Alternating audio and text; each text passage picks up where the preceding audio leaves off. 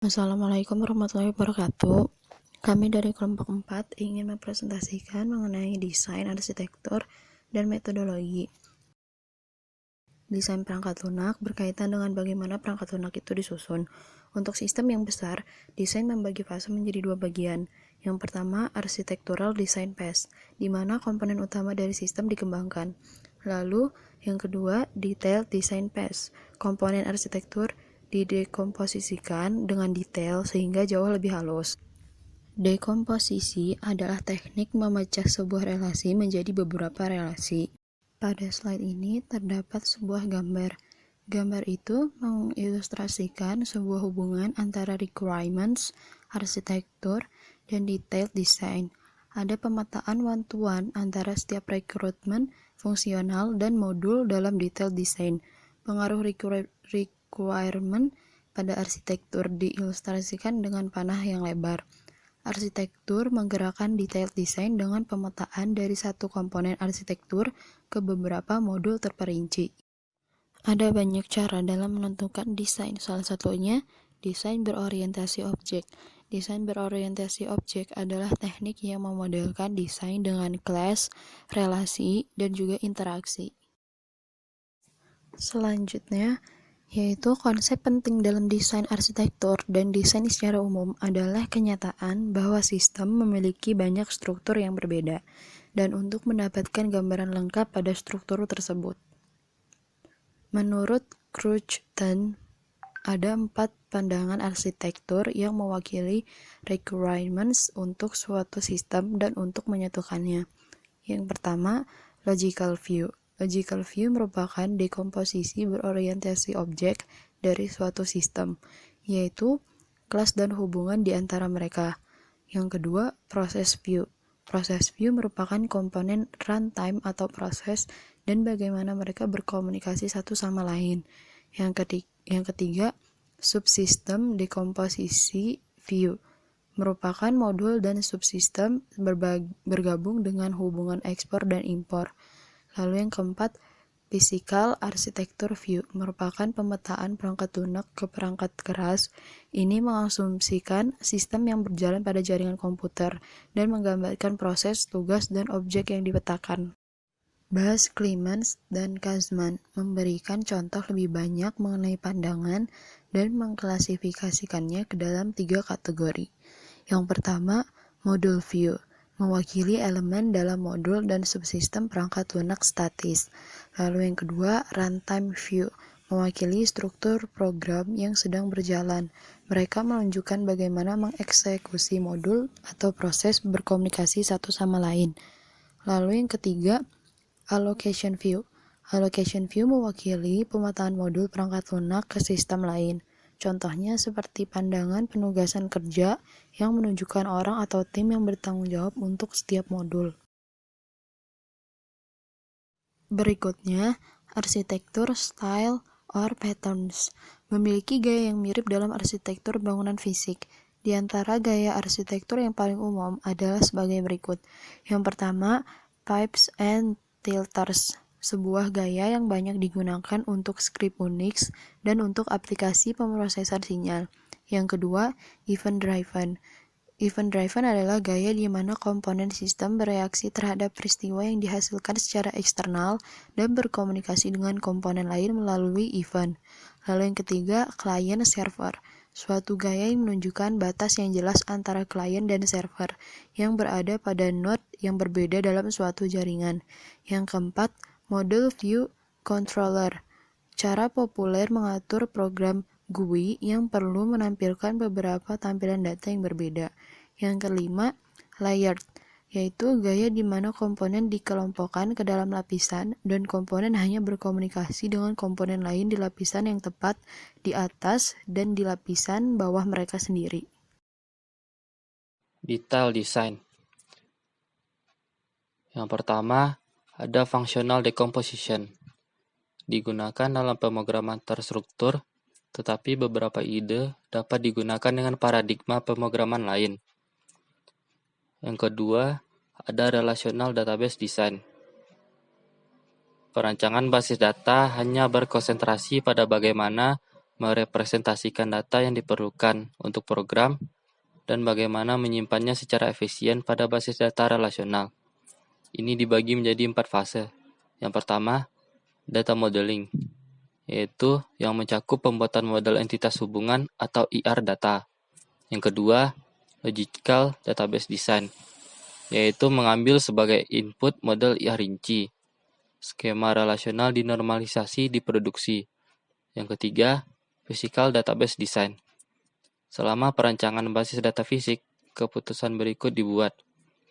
Jenis data apa yang akan ditetapkan untuk setiap atribut, dan pastikan bahwa semua nilai data yang mungkin diwakili.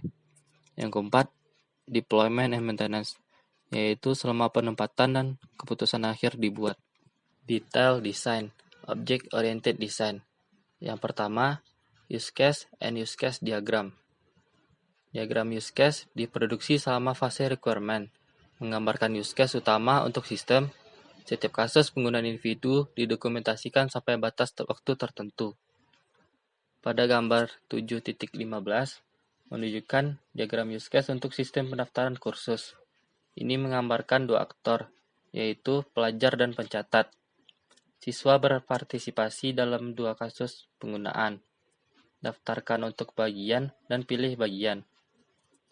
Pendaftar berpartisipasi dalam 4 kasus, yaitu daftar untuk bagian, tambah kursus, tambah bagian, dan tambah siswa.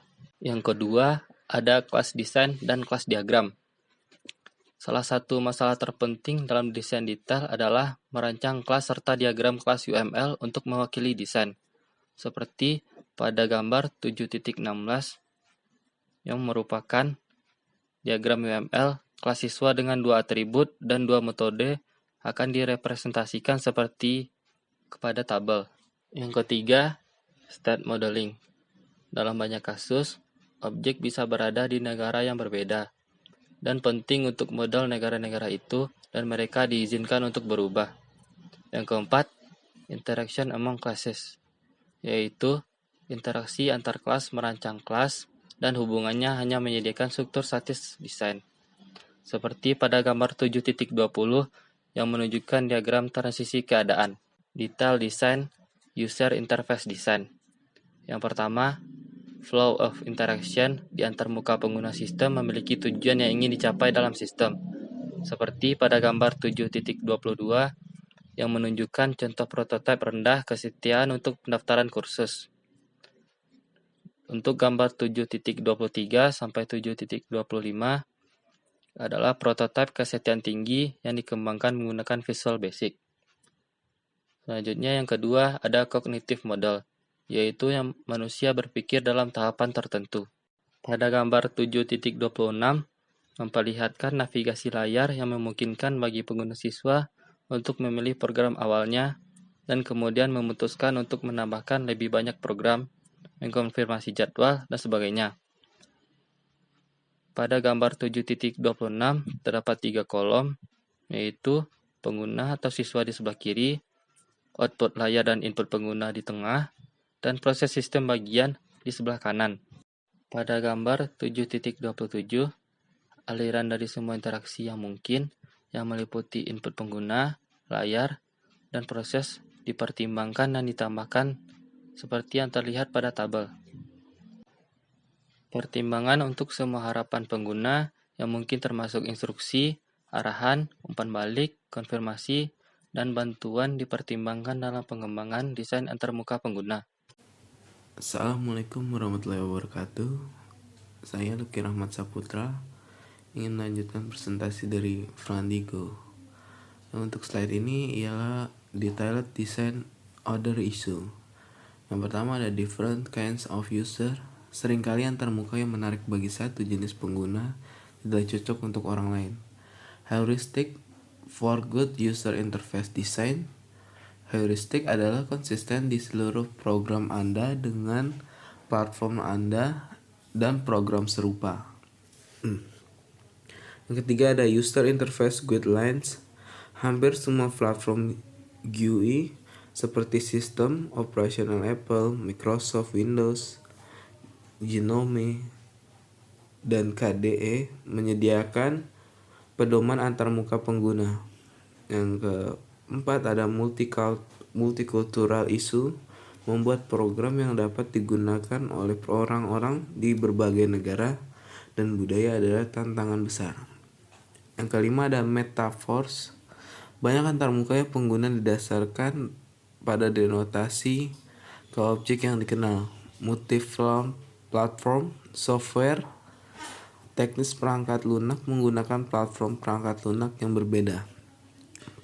Accessibility, perangkat lunak ini harus dapat diakses semaksimal mungkin agar dapat digunakan oleh sebanyak mungkin orang. Multimedia interface, grafik dan teks bukan satu-satunya cara untuk memberikan informasi. Slide selanjutnya, detail design, some future design concern. Yang pertama adalah masalah pemetaan yang disebut ketidakcocokan impedansi objek rasional. Yang kedua ialah objek memiliki identitas dan baris dalam basis data relasional dianggap hanya nilai. Yang ketiga ialah perbedaan dalam dukungan pengetikan data. Slide selanjutnya, HTML scripts SQL design example. Ini contoh sederhana menggunakan sampel HTML. Proyek perangkat lunak yang mengikuti gaya arsitektur model view controller atau MVC yang dapat dilihat di gambar di samping dapat dilakukan dengan 3 bagian utama untuk detail desain. Yang pertama, Hypertext Markup Language atau HTML. Yang kedua, bahasa script PHP. Yang ketiga, basis data SQL.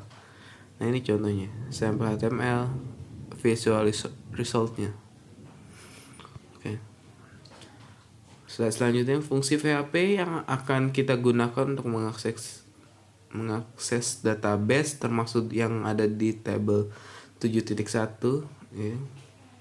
Sampel PHP DB access functionalities function pg underscore connect establish a connection to the database and return handle to it.